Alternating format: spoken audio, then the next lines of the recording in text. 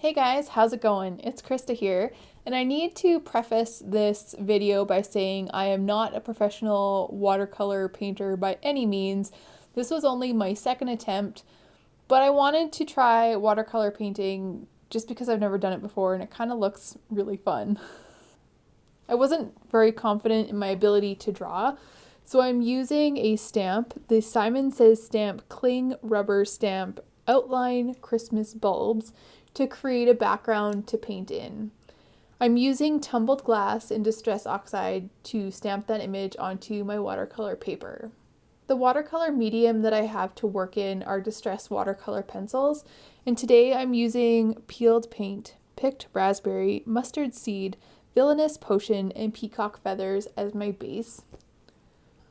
To start, I lined up the colors in the order that I wanted them, and I'm just taking my water brush to load my brush with some pigment before painting it onto the paper. I am taking the time between each color to clean off my brush. And as I put one color down, I'm just moving it to the back of the line and picking up the next one to make all the bases first. And I'm not too worried that I can still see the tumbled glass and the outline as well as within the light bulb at this point. I'm going to be adding some shadows and some other things to hide those.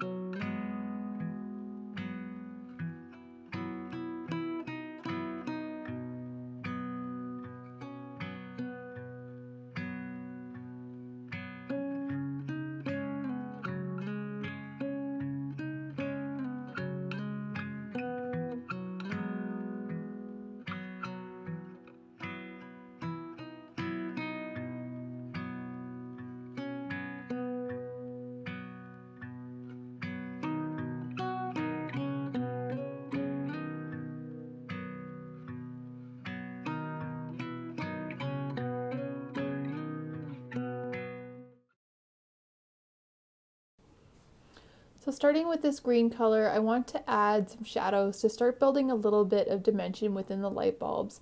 And I'm just loading my brush with a little bit more pigment this time, and I'm just drawing it down from the base down each side of the light bulb, making sure to leave right under where the light bulb connects to the wire, free of more saturated paint. That's where I'm going to be adding my light later on. And each of these light bulbs don't need to be the same. You can pull the paint a little bit differently with each of them, but as long as it's following the general shape. I'm also adding a little bit more of the saturated color to the very bottom to create a little bit of a shadow at the bottom.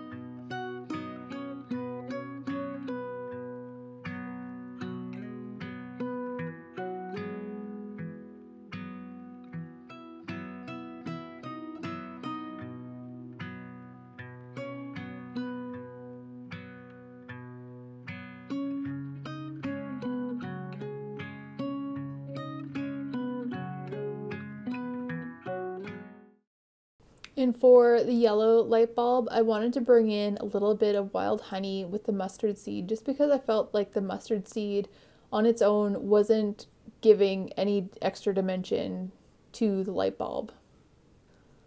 And although I'm not worried about the stamp portion within the light bulb, every time that I add some sort of shadow, I'm making sure to cover that up first as much as possible.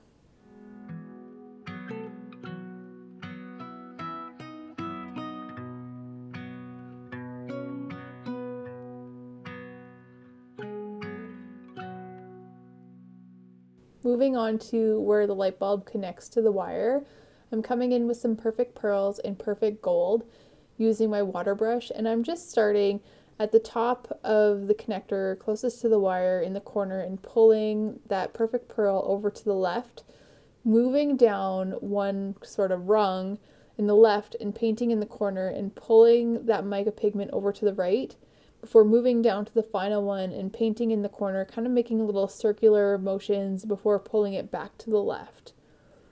I want to make sure that there is some white negative space left, and I'm going to be coming in with a brush pen later just to cover up the rest of the tumbled glass stamped lines.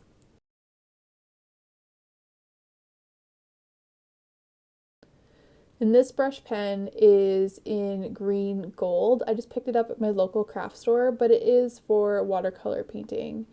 And I'm just making sure that I go over the connector where I didn't paint with the perfect pearl just to hide the tumbled glass ink. And for the cord itself, I'm using a brush pen in sepia. Making sure to use very light pressure, just enough to cover up the tumbled glass color.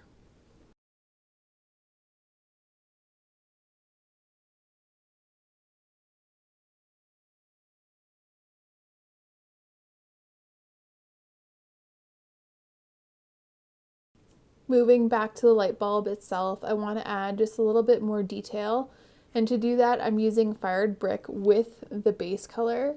And I have a little scrap piece of paper there, and I'm just making sure that I have more of the base color than I do the fired brick, and I'm using the fired brick like a sepia, and I'm using this very sparingly.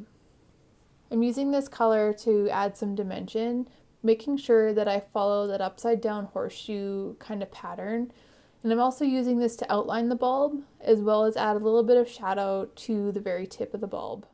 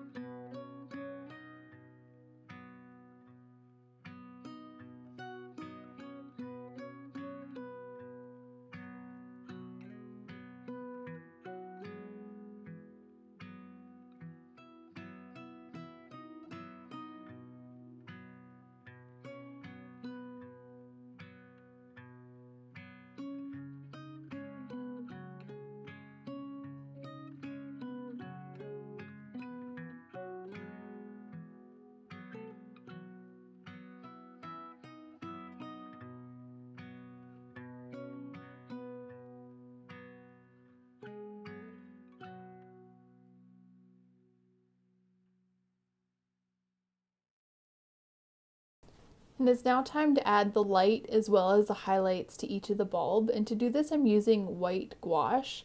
I would have preferred to use a bleed-proof white, but white gouache was what I have on hand. And to add the light, I'm making sure that I add most of the white to the upside down dome, the place that we left empty from all the shadows, and I'm just pulling that down in a broken line to the tip of the bulb. I'm making sure as much as possible to follow the contour of the light and adding the highlights to the side, also following the contour.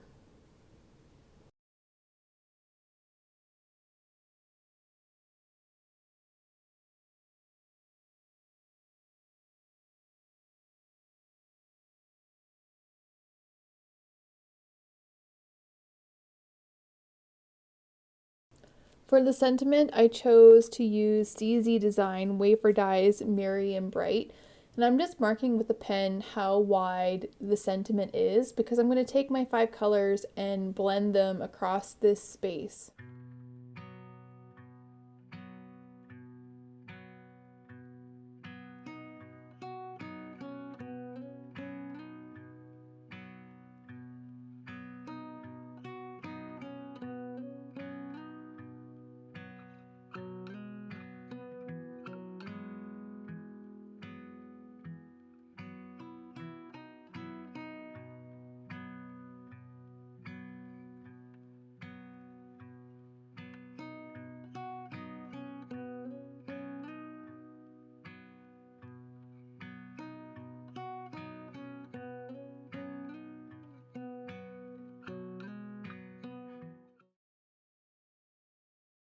Once I have my colors blended together, I'm going to run that through my die cut machine.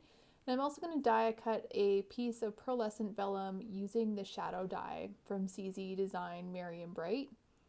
And I'll add that together with some Tombow liquid adhesive. I wanted the sentiment to have a little sparkle, so I'm using a Nuvo Aqua Shimmer pen in glitter gloss. And you'll notice that I'm kind of picking up some of the shimmer from a little blob to the left. That's not how these pens are typically used. This was a new pen and the first little drop was a big one right onto my glass mat, so I don't want to waste it. So I'm just going to pick it up with the brush and brush it over the sentiment. Typically, you can use these just as you would a water brush where you squeeze and color as you go. I wanted the focus to be on the painting and not the glitter, so I'm using the Aqua Shimmer pen very sparingly over the light bulbs, just scratching it a couple times and not coloring it in solidly.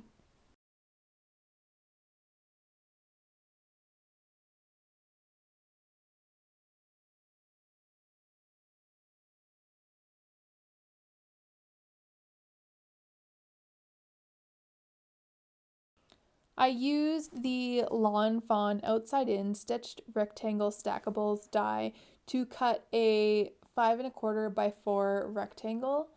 And I'll just attach the sentiment to this card front using liquid adhesive.